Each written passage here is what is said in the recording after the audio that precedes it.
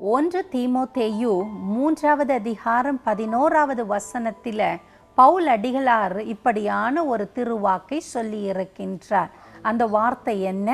ஸ்திரீகளும் நல்லொழுக்கமுள்ளவர்களும் அவதூறு பண்ணாதவர்களும் தெளிந்த புத்தி உள்ளவர்களும் எல்லாவற்றிலேயும் உண்மையுள்ளவர்களுமாய் இருக்க வேண்டும் என்று தன்னுடைய மன விருப்பத்தை பவுல் அடிகளார் சொல்லுகின்றார். எப்படியாய் சொல்லுகின்றார் பவுல் அடிகளார்? நல்லொழுக்கம் உள்ளவர்களாய் பெண்கள் காணப்பட வேண்டுமா? அவதூறு பண்ணாதவர்களாகவும் தெளிந்த புத்தி உள்ளவர்களாகவும் உண்மை உள்ளவர்களாகவும் பெண்கள் இருப்பது நல்லது என்று சொல்லி பவுல் அடிகளார் தம்முடைய ஆழமான கருத்தை அவர் வெளிப்படுத்துகின்றார்.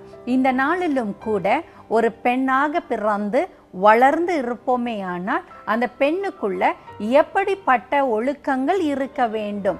உலகம் எப்படிப்பட்டதை எதிர்பார்க்கின்றது? கர்த்தராகிய ஆண்டவர் நம்மிடத்துல எப்படிப்பட்ட காரியங்களை ஒரு பெண்ணிடத்துல அவர் எதிர்பார்க்கின்றார் என்று சொல்லி பார்ப்போமே ஆனால், ஒரு பெண் நல்லொழுக்கம் உள்ளவளாக அவதூறு பண்ணாதவளாகவும் தெளிந்த புத்தி உள்ளவளாகவும் உண்மையுள்ளவளாகவும் காணப்பட வேண்டியது அவசியமாயிருக்கின்றது.